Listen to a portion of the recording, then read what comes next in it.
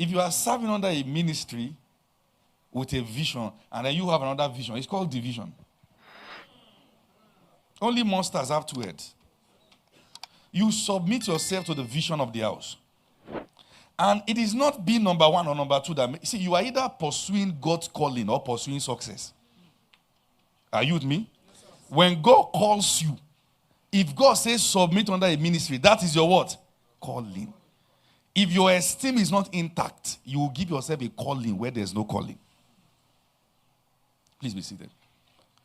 I was pastoring in the Redeemed Christian Church of God, and I did that for some years. And I was more than sufficient. In fact, I insisted myself that one of the biggest sacrifices I've had to make is to leave the Redeemed Christian Church of God. So there was never a time that there was any ambition that we'll have a church. In fact, I used to tell our ministry that our people that if we ever become a church, leave. That's to tell you how much I didn't want to become. I don't envy pastors. I don't envy general overseers.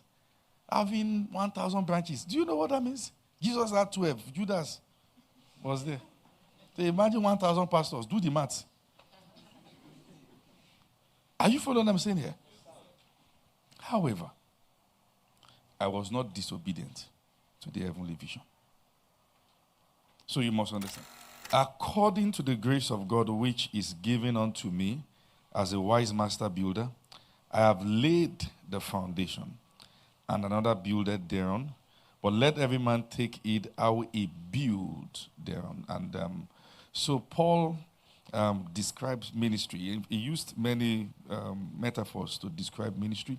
But here he describes ministry as a building, which makes the minister a builder. Is that simple enough? Uh-huh. Okay, so he said, as a wise master builder, I have laid the foundation. Okay? Another builded thereon, but let every man take it how he what? Builds. So it means a minister of God is first and foremost a what? Builder. But you know, if Paul was saying this in our generation, saying I'm a wise master builder, you probably will call Paul proud. Who is it to say he's a wise master builder? Only God can say that. Well, you're either a wise builder or a foolish builder. There's nothing in between. And he was saying what he was. Say, I'm a wise master builder. That is, I'm not building by guesswork. I'm not building by luck. I'm not building by circumstances. I am building something with a picture in mind. Now, look at it. Look at where Paul was talking from. 1 Timothy chapter number 3. All right, let's start reading from verse 1. I think I'm going specifically to verse 4, but let's start from verse 1. Look at it. This is a true saying. If a man desires the office of a bishop, he desires a good work, yes. A bishop must be what? Blameless. The husband of one wife, vigilant, sober, of good behavior, giving to hospitality, apt to teach. I'm going to come back to this apt to teach. It doesn't matter what dimension of calling you have. If you can't teach, you are not in ministry. Okay? You don't excuse ignorance with miracles. You don't excuse ignorance with tongues. You don't excuse ignorance with prophecy. You teach. A minister must be able to teach. All right? Not given to wine, no striker, not greedy or filthy lucre, but patient, not a brawler, nor covetous. Yes, verse 4 now. One that the ruleth well his own house, having his children subject with all gravity. Yes, continue. Quickly, we don't have time. For if a man know not how to rule his own house, how shall he take care of the church of God? Yes. Quickly. Not a novice. This verse 6. Not a what? Not a what? Uh-huh. So, I'm not sure that for the past how many years now, maybe just at home, if somebody, I can't remember the last time I picked any book on anatomy, physiology, hematology, medical virology to pick anything to read. I can't remember the last time I did that. But there are things you can't take from me. It doesn't matter how many years I hold the mic. You can't take them from me. Because you've been trained. They've been wired into you. You spend night and day studying into them. They can't take them from you. It took years to get degrees on campus. It can't take you a vision to be an apostle. It can't take you a dream to be a prophet. It can't take you just one intuition to say you're a pastor. People are trained for this. Beyond the revelation, get the training. If not, you will minister shame. Is that okay now? How do you get somebody to build you a house? And they say, this is my first attempt. And are you with me? You know, things are happening in this life. And the person is asking, which one again is the... Which... You know, you are not building a house, you are building a coffin. God will not entrust things to your hands and people to your hands more than the capacity you have built. He will not. Capacity is built for ministry. In fact, look at the way Paul also describes it in Ephesians 4. Ephesians 4, verse 1. Quickly. Ephesians 4, verse 1. I love the... look at the way Paul describes it. He said, I, therefore, the prisoner of the Lord, beseech you that you walk worthy of the vocation wherewith you are what? Called. You walk worthy. Now, go back to that verse. Can you give me an amplified? Do you have other translations? If you do have amplified, I'd appreciate it. There are people who are doing ministry who don't know anything about ministry. How can somebody be in ministry for 10 years and can't describe ministry? Can't define ministry? One of my boys met a guy. Look at it. I, therefore, the prisoner for the Lord, appeal to you and beg you to walk, lead a life worthy of the divine calling, which you have been called with behavior that is a credit to the summons of God, to the summons to God's service. He used the word vocation to describe ministry. Not as a way to reduce ministry, but to tell you that ministry is work. Okay? One of my... God, should I even... Okay, let me just share a few things. One of my boys met somebody who came to meet him. I'm sure you must have met people like this at some point in your life or ministry, or in case if you are somebody like this is God's divine opportunity for you to know that you are doing something wrong. And the man came to meet him, was trekking, looking tattered. And the man said to him, he said, God has given him a vision to move from cities to cities, to pray for nations. And the man said he's been doing that since 1996. All right? The idea of that thing is that can God call a man to do that? Yes. But there's no structure, no pattern. He resigned from his job and just moved from one place to other. Before you know, you move from being an intercessor to being a sordid prophet, from that to adding begging to the skills of ministry. Because anything that has no structure has no future. It is structure that bears witness to the fact that future will come to what you are doing. When God speaks, don't run. Ask how to do it. Ask how it is done. Speed in a wrong direction is not speed. Ask. Is that okay now? Pause and what? Ask. How is this done? How can I go about this? It's a vocation. It's a vocation. And there's a need for a lot of learning. It's a vocation. Tell your neighbor, ministry is a vocation. Yeah.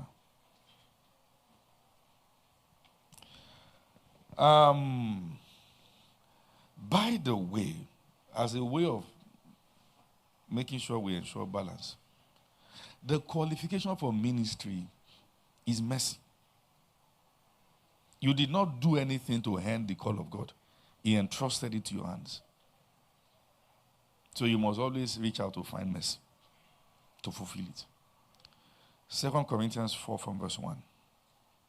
2 Corinthians 4:1. Seeing therefore we have this ministry. All right. Go back to King James, please. Therefore, seeing we have this ministry, as we have received what? Mercy. We do what? Faint not. But we have renounced the hidden things of what? Dishonesty, not walking in craftiness, or handling God's word deceitfully. But by the manifestation of truth, we commend ourselves to every man's conscience in the sight of God. So what qualified you for this work is what? Mercy. Out that not many wise were called, not many nobles were called. God used the foolish things of this world to confound the what? Wise. So let's reach our hands and say, Father, thank you for mercy. Amen. Now, put your hands down. One thing, I'm going to stay on one thing today. Let me stay on one thing. I know I have early morning flight tomorrow, so I don't know the possibility. That's around 5. Must be quite early. Okay. So,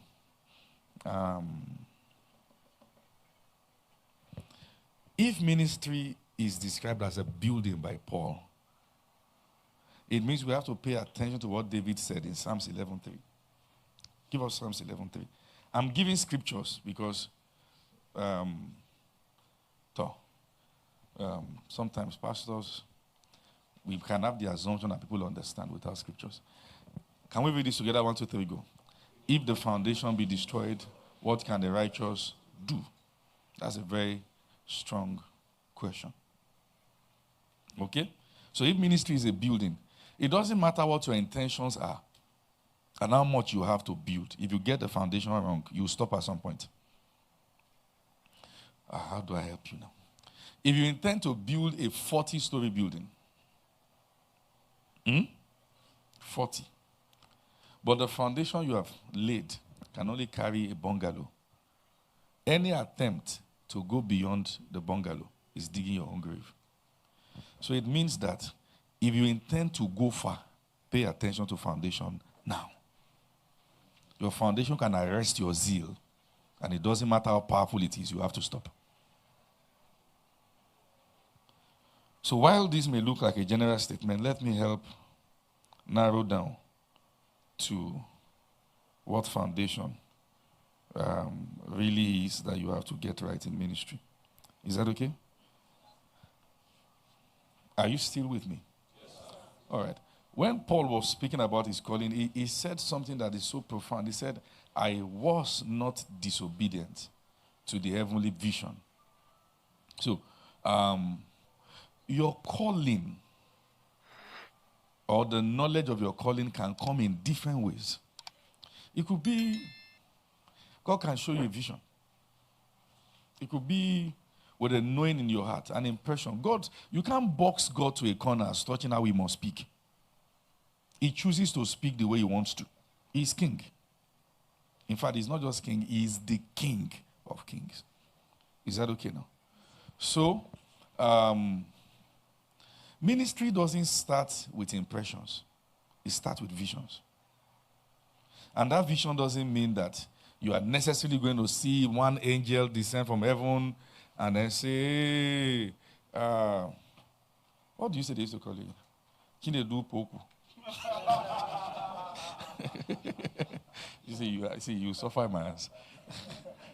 I will not forget. That's one thing. I'll go back and replay the video and hear it again. So when next I'm invited, I say, I want to invite Pastor Apostle Chinedu Poku. And this one is one Chinedu Poku. Am I getting it right? Oh, God help me.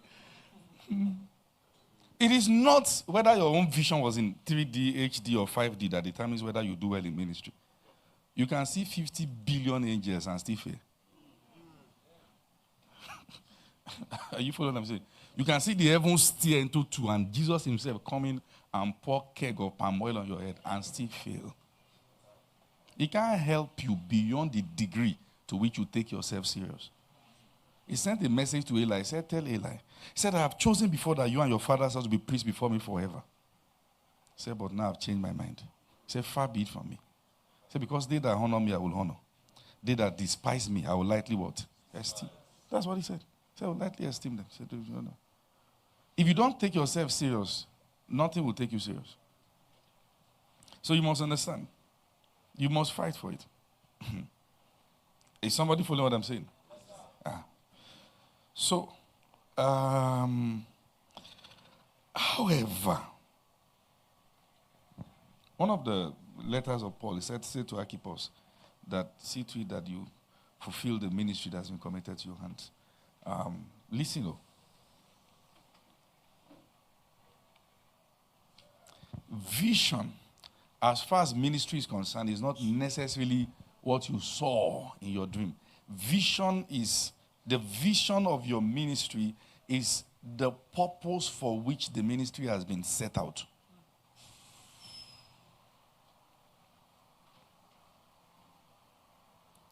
The purpose for which the ministry has been what? Set out. Why? Your vision is what explains the reason why God is calling you. And let me also give you this, because there's a common mistake. If you are an associate pastor, you can't have a vision. The vision of the house is your vision. Our vision in our ministry is to go and raise God's end time armies. We also use the word vision for the word mandate. Okay? So this is one of our pastors. He pastors Port Harcourt Church. That vision is his vision. It is already error. Can I teach? If you are serving under a ministry with a vision, and then you have another vision, it's called division. Only monsters have two heads. You submit yourself to the vision of the house. And it is not being number one or number two that see, you are either pursuing God's calling or pursuing success. Are you with me?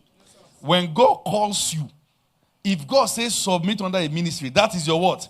Calling. If your esteem is not intact, you will give yourself a calling where there's no calling. Please be seated. I was pastoring in the Redeemed Christian Church of God, and I did that for some years. And I was more than sufficient. In fact, I insisted myself that one of the biggest sacrifices I've had to make is to leave the Redeemed Christian Church of God. So there was never a time that there was any ambition that we'll have a church. In fact, I used to tell our ministry that our people that if we ever become a church, leave. That's to tell you how much I didn't want to become. I don't envy pastors. I don't envy general overseers. Having 1,000 branches. Do you know what that means? Jesus had 12. Judas was there. So imagine 1,000 pastors. Do the maths. Are you following what I'm saying here? However, I was not disobedient to the heavenly vision. So you must understand. You have to get it right. Okay, let me push. Listen to this. The moment you get the mandate wrong, everything you will do as far as that ministry is concerned will be wrong. Everything. Everything you will do will be wrong. And I'll tell you why. The vision of the ministry God is giving to you is the purpose statement of the ministry. That if the purpose is wrong, you will abuse it. That's the reason why God is called. And I hear people, see, listen to what I'm saying. While you are seated here, if you are around the ministry, if you know that the vision is not clear, I'm not saying you should go and stop the ministry. I'm saying you should pause. Don't use arrogance to push a life that there's no future. See, so I tell you, what's the vision of your ministry? What's the mandate of ministry? It's not clear. They say God has said I should. Number one, your mandate can be general. It is specific. God has said I should go and raise Christians everywhere who are doing well. With the way the person is talking, you know he doesn't know what he's saying. It doesn't mean he doesn't have a calling. But he is not patient to hear. Are you following what I'm saying? Don't listen to when you stand before people who know these things, humble yourself. Don't use your energy to say, but I know what God said. You don't know. So I hear people say, my mandate is to, and then you discover that there's no finger of God in it. Because God will not back up what he didn't call. He won't. So my mandate is to go and raise believers everywhere who are happy and doing life well. My mandate is to go and raise Christians everywhere who are doing well on different mountains. Which mountains? Kilimanjaro. Specific. Are you with me? First, you will know you have a calling before you know what the calling is. And understand that purpose becomes clearer with time and exposure. So, if you ask me what my understanding of going to raise end time armies is 10 years ago, and what my understanding of it is now, the distance or the difference is clear. Because as you mature, it becomes clearer. Don't think all you know is all there is. This thing becomes clearer with time. Is that okay now? So you must be clear. So vision is what lays the foundation for the ministry.